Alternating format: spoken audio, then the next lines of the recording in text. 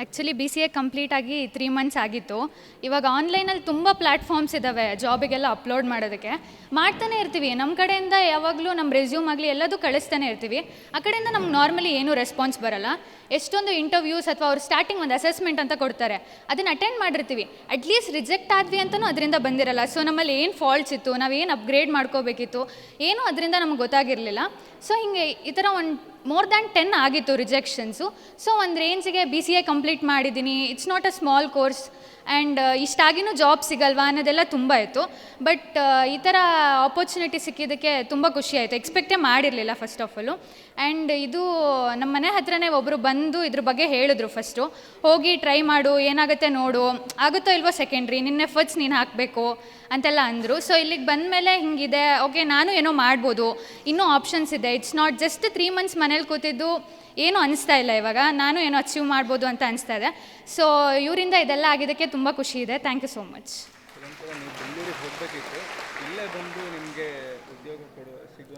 ಹಾಂ, ಆ್ಯಕ್ಚುಲಿ ಹೇಳಬೇಕಂದ್ರೆ BCA complete ಆಗಿ 1 ಮಂತ್ ನಾನು ಅಲ್ಲೇ ಇದ್ದೆ.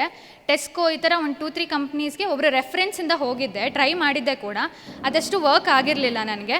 ಬಟ್ ಇವಾಗ ನಾವಿರೋ ಊರಿಗೆ ಬಂದು ಇಷ್ಟೊಳ್ಳೆ ಅಪರ್ಚುನಿಟಿ ಕೊಡ್ತಾ ಇದ್ದಾರೆ ಅಂತಂದರೆ ಅದಕ್ಕೂ ಖುಷಿ ಆಯಿತು. ಆ್ಯಂಡ್ ಅಲ್ಲಿ ತನಕ ಹೋದಾಗಲೂ ನನಗೆ ಬೇಸಿಕ್ ಸ್ಯಾಲ್ರಿನೇ ಸಿಗ್ತಾ ಇದ್ದದ್ದು. ಇಲ್ಲೇನೇನು ನನಗೆ ಸಿಗ್ತಾ ಇದೆಯೋ ಅಲ್ಲಿ ತನಕ ಹೋಗಿನೂ ನಂಗೆ ಅದಷ್ಟೇ ಅವೈಲೇಬಲ್ ಇದ್ದಿದ್ದು. ಸೊ ಅದು ನಮ್ಮೂರಲ್ಲೇ ನನಗೆ ಸಿಗ್ತಾ ಇದೆ ಅನ್ನೋದಕ್ಕೂ ಇನ್ನೂ ಖುಷಿ ಇದೆ. Thank you. ಆ್ಯಕ್ಚುಲಿ ನನಗೆ ಇದು ವಾಟ್ಸಪ್ ಗ್ರೂಪ್ ಮೂಲಕ ಬಂದಿರೋದು. ನಾನು ಅಂದ್ಕೊಂಡೆ ನಾನು ಮಂಗಳೂರಲ್ಲಿ ಕಲ್ತಿರೋದು. ಅಲ್ಲಿ ಒಂದು ಸಲ ಫ್ರಾಡ್ ಕಂಪ್ನಿಗೆ ನಾನು ಹೋಗಿದ್ದೆ. ಏನಿರ್ಬೋದು, ಅಕಸ್ಮಾತ್ ಏನಿರ್ಬೋದು ಏನು ಅಂತಲೇ ನನ್ನ ಕನ್ಫ್ಯೂಷನಲ್ಲೇ ಬಂದು ಹೇಗಿರುತ್ತೋ ಏನೋ ಅಂತ. ಅಂದರೆ ಒಂದು ಸಲ ಮೋಸ ಹೋದ್ಮೇಲೆ ಅದೊಂಥರ ನಂಬೇಕೋ ಬೇಡವೋ. ಅದು ನಮ್ಮೂರಲ್ಲೇ ಇದೆ, ಈ ಥರ ಎಲ್ಲ ಬರ್ತಾಯಿದೆ ಅಂದಾಗ ಒಂದು ಸ್ವಲ್ಪ ಕನ್ಫ್ಯೂಷನ್ ಇತ್ತು. ಬಟ್ ಇಲ್ಲಿಗೆ ಬಂದಮೇಲೆ ಗೊತ್ತಾಯಿತು. ನಂಗೆ ಅಮ್ಮ ಫೌಂಡೇಶನ್ ಬಗ್ಗೆ ಅಷ್ಟು ಗೊತ್ತಿಲ್ಲ. ನನಗೆ ಬಹಳ ಇಲ್ಲಿದ್ದು ಕಾಂಟ್ಯಾಕ್ಟ್ ಬಹಳ ಕಮ್ಮಿ. ಒಂದು 4 ವರ್ಷ ಅಲ್ಲೇ ಹೊರಗಡೆ ಇದ್ದಿದ್ದರಿಂದ ಕಮ್ಮಿ. ಆದ್ರೂ ನಾನು ಬರಬೇಕು ಅಂತ ಅಂದ್ಕೊಂಡ್ಬಂದೆ. ಬಹಳ ಒಂದು ಒಳ್ಳೆ ಬೆಳಗ್ಗೆಯಿಂದ ಎಷ್ಟು ಗೈಡೆನ್ಸ್ ಕೊಡ್ತಾ ಇದ್ದೀರಾ ಅಂದರೆ ತುಂಬ ಚೆನ್ನಾಗಿದೆ. ನಮ್ಮೂರವ್ರದ್ದು ಬಹಳ ಒಂದು ಮುಜುಗರ ಇರುವಂಥ ಒಂದು ವ್ಯಕ್ತಿತ್ವ ನಾನು ನೋಡಿದಂಗೆ. ಬಹಳ ಮುಂದೆ ಬರೋದಕ್ಕೆ ಹೆಣ್ಮಕ್ಳು ಇರಲಿ, ಡಿಗ್ರಿ ಮುಗಿಸೋಣ, ಮನೇಲಿ ಒಂದು ಹುಡುಗನ ನೋಡ್ತಾರೆ, ಮದುವೆ ಆಗೋಣ, ಇದು ಯಾವುದೇ ಜೀವನ ಅಲ್ಲ ಅಂತ ನನಗನ್ಸುತ್ತೆ. ಜೀವನದಲ್ಲಿ ಏನೋ ಒಂದು ನಾವು ಮಾಡಬೇಕು, ನಾವು ಇದ್ದೀವಿ ಅನ್ನೋದು ಒಂದು ಐಡೆಂಟಿಟಿ ಬೇಕು. ಈ ಥರ ಎಲ್ಲ ಪ್ರತಿಯೊಬ್ಬರು ನಾವು ಮೀಟ್ ಮಾಡ್ತೀವಿ, ಇಷ್ಟು ಜನ ಸೇರ್ತಾರೆ, ಅವಾಗೊಂದು ಏನೋ ಒಂದು ಹುರುಪು ಬರುತ್ತೆ. ಇಷ್ಟು ಜನ ಮಾಡ್ತಾರೆ, ಇನ್ನು ನಾವು ಮಾಡ್ಬೋದು. ಈಗ ನಮ್ಮ ಪಕ್ಕದ ಮನೆಯವ್ರಿಗೆ ಇನ್ಸ್ಪಿರೇಷನ್ ಆಗೋಗುತ್ತೆ. ಅವರು ಹೋಗಿದ್ದಾರೆ, ಪಾಪ ಅಕ್ಕ ಮಾಡಿದ್ದಾರೆ, ಯಾಕೆ ನಾನು ಮಾಡಬಾರ್ದು? ಮುಂದಿನ ದಿನಗಳಲ್ಲಿ ಅವರಿಗೂ ಒಂದು ಇನ್ಸ್ಪಿರೇಷನ್ ಆಗ್ಬೋದು. ಒಂದು ಅದ್ಭುತ ಕೆಲಸಗಳನ್ನು ಮಾಡ್ತಿದ್ದಾರೆ ಸರ್. Thank you so much Sudhakar sir. ಇನ್ನೂ ಮುಂದುವರಿತಾ ಇರಲಿ, ಇನ್ನೂ ಬಹಳ ಜನಗಳಿಗೆ ಇನ್ನೂ ಪ್ರೇರಣೆ ಆಗಿರಲಿ. ತುಂಬ ಥ್ಯಾಂಕ್ ಯು. ಇದಕ್ಕೋಸ್ಕರ ದಾರಿ ಇರ್ತಿರ್ತಾರೆ, ಪ್ರತಿಭೆಗಳಿದ್ದಾರೆ, ಅವ್ರು ಮುಂದೆ ಬರಲಿಕ್ಕೆ ಹೆಲ್ಪ್ ಮಾಡ್ತಾ ಇದ್ದಾರೆ. ಗುಡ್. ಹಾಗಾಗಿ ಈ ರೀತಿ ಅವರ ಸೇವೆಯನ್ನು ಸ್ಮರಿಸಿದಾಗ ತುಂಬ ಖುಷಿ ಆಗ್ತದೆ. ನಾನು ಮಾಡಿದ ಈ ಕೆಲಸಕ್ಕೆ ಒಂದು ಕಡೆ ಕೆಲಸ ಮಾಡ್ಕೊಂಡು ಇದ್ದೋಳು ನಾನು. ಈಗ ಒಂದಿನ ನನಗೊಂದು ಕಾಲ್ ಬಂತು, ಹೀಗೆ ಸುಧಾಕರ್ ಶೆಟ್ರು ತೋಟದಲ್ಲಿ ಕೆಲಸ ಇದೆ ಅಂತೇಳಿ. ನಾನು ಫಸ್ಟು ಅವ್ರ ಕೆಲ್ಸಕ್ಕೆ ಬಂದಿದ್ದು ಅಂತ ಹೇಳಿದ್ರೆ ಅವ್ರ ತೋಟ ತುಮಕಾನೆ ಎಸ್ಟೇಟಲ್ಲಿ ನಾನು ಕೆಲ್ಸಕ್ಕೆ ಮಾಡೋಕ್ಕೆ ಸ್ಟಾರ್ಟ್ ಮಾಡಿರೋದು. ನಾನು ನಿಜ ಹೇಳ್ತೀನಿ, ನಾನು ಅವ್ರ ತೋಟದಲ್ಲಿ ಕೆಲಸ ಮಾಡೋಕ್ಕೆ ಸ್ಟಾರ್ಟ್ ಮಾಡಿ 2 ವರ್ಷ ಆಗ್ತಾ ಬಂತು. ನಾನು ಇವತ್ತೊಂದು ಇಲ್ಲಿ ಗುರುತಿಸ್ಕೊಂಡಿದ್ದೀನಿ. ಪ್ರತಿಯೊಂದು ಕಡೆನೂ ನನಗೊಂದು ಕಾಲ್ ಬರುತ್ತೆ, ಸಂಧ್ಯಾ ನಿಮ್ಮ ಬ್ಯಾಚ್ ಕರ್ಕೊಂಡು ಅಲ್ಲಿ ಕೆಲ್ಸಕ್ಕೆ ಹೋಗು, ಇಲ್ಲಿ ಕೆಲ್ಸಕ್ಕೆ ಹೋಗು. ಪ್ರತಿಯೊಂದು ಕಡೆಗೂ ನನಗೆ ಇವಾಗ ನನ್ನ ಹೆಸರು ಕೇಳ್ತಾ ಇದ್ದೀನಿ, ನನ್ನ ಹೆಸರು ಬರ್ತಿದೆ ಅಂತ ಹೇಳಿದ್ರೆ ನಂಗೆ ಸುಧಾಕರ್ ಶೆಟ್ರು ಕಡೆಯಿಂದನೇ ಹೆಸರು ಬರ್ತಾ ಇರೋದು. ನನಗೆ ಮತ್ತೆ ನಾನು ಹೇಳಬೇಕು ಅಂದರೆ ಅಮ್ಮ ಫೌಂಡೇಶನ್ನು ಮಕ್ಕಳಿಗೆ, ಚಿಕ್ಕ ಮಕ್ಕಳಿಗೆ ಒಂದು ಇದು ಬಂತು. ಸ್ಕೂಲ್ ಮಕ್ಕಳಿಗೆಲ್ಲ ಒಂದೊಂದು ಅವ್ರ ಕಡೆಯಿಂದ ಒಂದು ಕಾರ್ಯಕ್ರಮ ಬಂತು. ಸಣ್ಣ ಮಕ್ಕಳಿಗೆ ಅಮೌಂಟ್ ಕೊಡೋದ್ರಿಂದ ಹಿಡಿದು ಯಾವುದೇ ಆದ್ರೂ ಅಷ್ಟೇ ಎಲ್ಲೇ ಕೇಳಿದ್ರು ಇವಾಗ ನಮ್ಮ ಸುಧಾಕರ್ ಶೆಟ್ರು ಹೆಸರೇ ಬರ್ತಾ ಇದೆ. ನಮಗದು ತುಂಬ ಖುಷಿ ಆಗ್ತಾ ಇದೆ. ತುಮಕಾನೆ ಎಸ್ಟೇಟಲ್ಲಂತೂ ಅಷ್ಟೇ ಪ್ರತಿಯೊಬ್ಬರಿಗೂ ಕೆಲಸ ಕೊಡ್ತಿದ್ದಾರೆ. ಅವರಿಗೆ ಕಷ್ಟ ಆಗಿ ಬಿಟ್ಟು ಹೋಗ್ತಿದ್ದಾರೆ, ಬಿಟ್ಟರೆ ಅವ್ರು ಯಾವತ್ತಿಗೂ ಯಾರಿಗೂ ಮೋಸ ಮಾಡಿಲ್ಲ. ಒಳ್ಳೆ ರೀತಿಯಲ್ಲೇ ಕೆಲಸ ಕೊಡ್ತಿದ್ದಾರೆ. ಇಲ್ಲಿಗೂ ಅಷ್ಟೇ, ನಾನು ಬಂಟ್ರು ಭವನದ ನಂಗೆ ಇಲ್ಲಿ ಕೆಲಸ ಇದೆ ಅನ್ನೋದು ನಂಗೆ ಗೊತ್ತಿರಲಿಲ್ಲ. ನನಗೊಂದಿನ ಬೆಳಿಗ್ಗೆ ಕಾಲ್ ಮಾಡಿಬಿಟ್ಟು, ಸಂಧ್ಯಾ ನಿನ್ನ ಬ್ಯಾಚ್ ಕರ್ಕೊಂಡು ಬಂಟ್ರು ಭವನ ಕೆಲ್ಸಕ್ಕೆ ಹೋಗ್ತೀಯಮ್ಮ ಅಂತ ಅಂದರು. ಸರಿ ಆಯಿತು ಸರ್, ನಾನು ಹೋಗ್ತೀನಿ ಅಂತ ಹೇಳ್ಕೊಂಡು ಇಲ್ಲಿಗೆ ಬಂದೆ. ಇವತ್ತು ಅಷ್ಟೇ ಅಮ್ಮ ಫೌಂಡೇಶನಿಂದ ಉದ್ಯೋಗ ಮೇಳ ನಡೀತಿದೆ ಅಂತ ಹೇಳಿ ನಾನು ಬಂದಾಗಲೂ ಅಷ್ಟೇ, ನೀನು ಹಾಕ್ತೀನಿ ಅಂತ ಹೇಳಿದ್ರೆ ನಾನು ಕಳಿಸೋಡಕ್ಕೆ ನಾನು ರೆಡಿ ಇದ್ದೀನಿ, ನಾನು ಎಲ್ಲದಕ್ಕೂ ನಾನು ಮುಂದೆ ಬರ್ತೀನಿ ಅಂತ ಹೇಳ್ಕೊಂಡು ನನಗೆ ಅವ್ರು ಹೆಲ್ಪ್ ಮಾಡ್ತೀನಿ ಅಂತ ಹೇಳಿದಕ್ಕೆ ನಂಗೆ ತುಂಬ ಹೃದಯದ ಧನ್ಯವಾದ ಸಲ್ಲಿಸ್ತಾ ಇದ್ದೀನಿ. ತುಂಬ ಖುಷಿ ಆಗ್ತಿದೆ ಸರ್. ಅವ್ರ ಬಗ್ಗೆ ಹೇಳೋಕ್ಕೆ ಮಾತುಗಳೇ ಬರಲ್ಲ. ಯಾವುದಕ್ಕಾದ್ರೂ ಅಷ್ಟೇ ನಾನು ಇದ್ದೀನಿ ಅಂತ ಹೇಳ್ಕೊಂಡು ಅವ್ರು ಮುಂದೆ ಬರ್ತಾರೆ. ಈ ಇತ್ತೀಚೆಗಾಗಿರೋ ಒಂದು ಇನ್ಸಿಡೆಂಟೇ ಇರ್ಬೋದು, ಯಾವುದು ಹರಂದೂರು ಹಾಸ್ಟೆಲ್ ಇದರಲ್ಲಿ ಒಂದು ಸುಸೈಡ್ ಕೇಸ್ ಆಯಿತು. ಅದರಲ್ಲಷ್ಟೇ ತುಂಬ ಚೆನ್ನಾಗಿ ಮಾತಾಡಿದರು ಅಂದರೆ ತುಂಬ ಚೆನ್ನಾಗಿ ಮಾತಾಡಿದರು. ಯಾವುದ್ಯಾವುದಕ್ಕೂ ಲಕ್ಷಾನುಗಟ್ಟಲೆ ಕೊಡ್ತೀರಾ, ಯಾಕೆ ಇವರಿಗೆ ನಿಮಗೆ ಒಳ್ಳೆ ರೀತಿಲಿ ಕೊಡೋಕ್ಕಾಗಲ್ವಾ ಅಂತಲೂ ಕೇಳಿದರು. ನಂಗೆ ತುಂಬ ಇಷ್ಟ ಆಯ್ತು. ಯಾಕೆ ಗೊತ್ತಾ, ಯಾರ್ಯಾರೋ ಸತ್ತೋದಾಗೆಲ್ಲ ಒಂದು 5-10 ಲಕ್ಷ ಕೊಡೋದಲ್ಲ ಅವರಿಗೆ.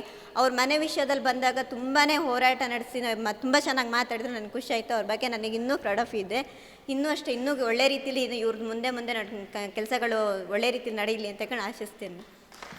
ಕೋರ್ಸ್ನ ಕಂಪ್ಲೀಟ್ ಮಾಡಿದ್ದೀನಿ.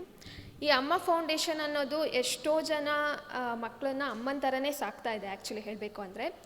ಸೊ ಇದಕ್ಕೆ ನಾನು ಸುಧಾಕರ್ ಶೆಟ್ಟರ್ಗೆ ಥ್ಯಾಂಕ್ಫುಲ್ ಆಗಿರ್ತೀನಿ. ಇದು ಮೇ ಬಿ ನಾನು ಅಟೆಂಡ್ ಆಗ್ತಿರೋ 2ನೇ ಜಾಬ್ ಫೇರ್ ಆಗಿದೆ. ಸೊ ಇವರು ತುಂಬಾ ಒಳ್ಳೆ ಕಾರ್ಯಗಳನ್ನ ಮಾಡ್ತಾ ಇದ್ದಾರೆ. ಇವತ್ತು ಮಾಡ್ತಿರೋದು ಆ್ಯಕ್ಚುಲಿ ವಿಮೆನ್ ಎಂಪವರ್ಮೆಂಟ್ ಅಂತ ಹೇಳ್ತಾರಲ್ಲ, ಸೊ ಇದಕ್ಕೆ ಸಾಕ್ಷಿಯಾಗಿದೆ ಇದು.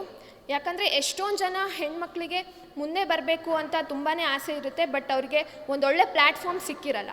ಸೊ ಇವತ್ತು ಆ ಒಂದು ಪ್ಲ್ಯಾಟ್ಫಾರ್ಮ್ ಸಿಕ್ಕಿದೆ, ಅದನ್ನು ಎಲ್ಲರೂ ಯುಟಿಲೈಸ್ ಮಾಡ್ಕೊಳ್ಳಿ ಅಂತ ನಾನು ಹೇಳ್ತೀನಿ. ಸೊ ನಾನು ಯಾವಾಗಲೂ ಸುಧಾಕರ್ ಶೆಟ್ಟರಿಗೆ ಥ್ಯಾಂಕ್ಫುಲ್ ಆಗಿರ್ತೀನಿ. ಸೊ ಥ್ಯಾಂಕ್ ಯು, ಒಂದು ಆಪರ್ಚುನಿಟಿ ಕೊಟ್ಟಿರೋದಕ್ಕೆ ಥ್ಯಾಂಕ್ ಯು. ಆದರೆ ಇವರು ತುಂಬ ಒಳ್ಳೆ ಸರು. ನಮ್ಮನೆಗೆ ಅವಾಗೆಲ್ಲ ಎಲೆಕ್ಷನ್ ಟೈಮಿಗೆಲ್ಲ ಬಂದಿದ್ದರು. ನನ್ನ ತಮ್ಮಂದು ಆಕ್ಸಿಡೆಂಟ್ ಆಗಿತ್ತು. ನಮ್ಮಮ್ಮನಿಗೆ ಎಲ್ಲ ಧೈರ್ಯ ತುಂಬಿ ಅವ್ರಿಗೆ ನೆನಪಿದೆಯೇ ಇಲ್ವಾ ಗೊತ್ತಿಲ್ಲ, ಆದರೆ ನನಗೆ ತುಂಬ ನೆನಪಿದೆ.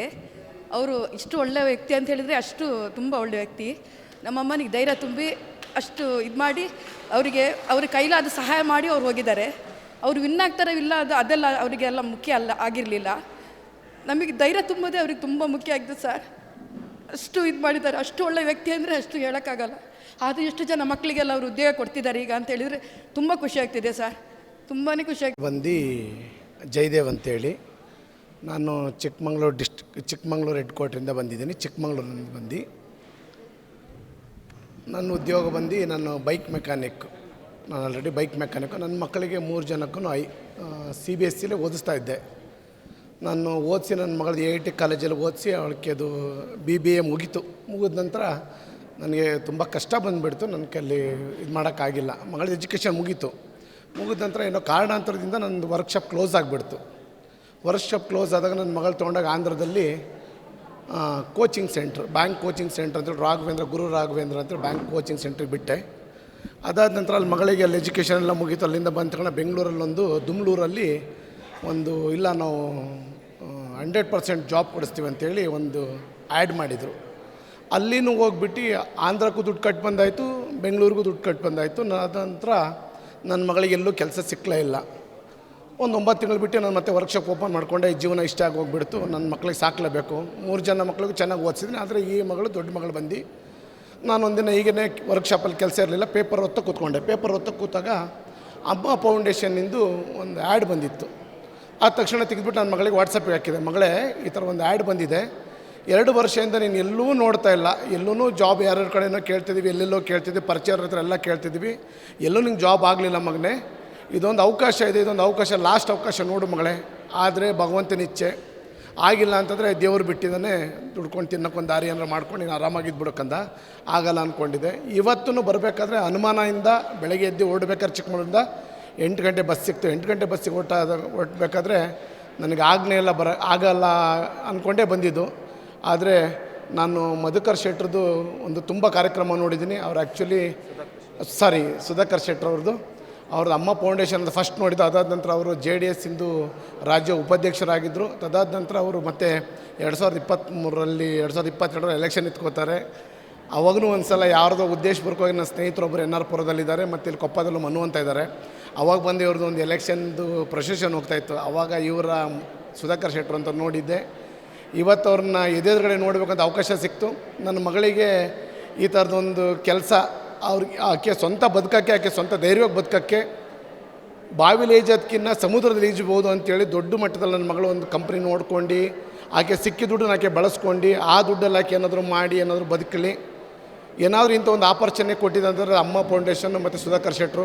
ನಾನು ಬದುಕಿರೋ ತನಕ ಏನಾದರೂ ಇವತ್ತು ನನ್ನ ಮಗಳೇನೋ 4 ಕಾಸು ದುಡ್ದು ನೋಡ್ತಾಳಂತಾದರೆ ಆ ಸುಧಾಕರ್ ಶೆಟ್ಟರಿಂದ ನಾನು ಬದುಕಿರೋ ತನಕ ನಾನು ಸುಧಾಕರ್ ಶೆಟ್ಟಿ ಚಿರಋಣಿಯಾಗಿರ್ತೀನಿ. ಭಗವಂತ ಅವ್ರಿಗೆ ಆರೋಗ್ಯ ಸಕಲ ಸಂಪತ್ತು ಸಮೃದ್ಧಿ ಇನ್ನೂ ಹೆಚ್ಚಿಕೊಡ್ಲಿ. ನನ್ನ ಮಕ್ಕಳು ಆ ಥರ ಇವತ್ತು 220 ಮಕ್ಕಳು 230 ಮಕ್ಕಳೆಲ್ಲ ಸಾವಿರಾರು ಮಕ್ಕಳು ಇವ್ರಿಗೆ ಕೆಲಸ ಕೊಡಿಸಿ ಅವ್ರಿಗೆ ದೇವರ ಆರೋಗ್ಯ ಆಶೀರ್ವಾದ ಕೊಡಲಿ. ಅಮ್ಮ ಫೌಂಡೇಶನ್ ಇನ್ನೂ ದೊಡ್ಡ ಎತ್ತರವಾದ ಮಟ್ಟಕ್ಕೆ ಬೆಳೀಲಿ. ನಮ್ಮ ಜಿಲ್ಲೆಯಲ್ಲಿ ಕೊಪ್ಪ ತಾಲೂಕು ಅನ್ನೋದು ಒಂದು ದೊಡ್ಡ ಹೆಸರು ಮಾಡಲಿ ಅಂತ ಆ ಭಗವಂತನಲ್ಲಿ ಬೇಡ್ಕೊತೀನಿ. ಸುಧಾಕರ್ ಶೆಟ್ಟರು 100 ವರ್ಷ ಚೆನ್ನಾಗಿದ್ದು ಎಲ್ಲರಿಗೂ ಒಳ್ಳೇದು ಮಾಡಲಿ, ಅದೇ ನನ್ನ ಆಸೆ ಅಂತ.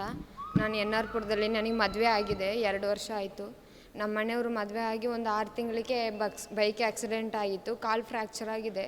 ಇನ್ನೂ ಅವರು ನಡೆಯೋದಿಲ್ಲ, ಡ್ರೈವಿಂಗೇ ಮಾಡೋದು. ಇದು ಲೋನ್ ಮೇಲೆ ಒಂದು ಜೀತ ಆಟೋ ತೊಗೊಂಡಿದ್ದೀವಿ, ಮೀನು ವ್ಯಾಪಾರ ಮಾಡಿ ಏನಾದ್ರು ಒಂದು ಜೀವನ ಮಾಡ್ಬೋದು ಅಂತೇಳಿ. ಇವಾಗ ಅದು ಕೈ ಹಿಡಿತಲ್ಲ, 2 ತಿಂಗಳಾಯಿತು ಡೀವಾಗಿ.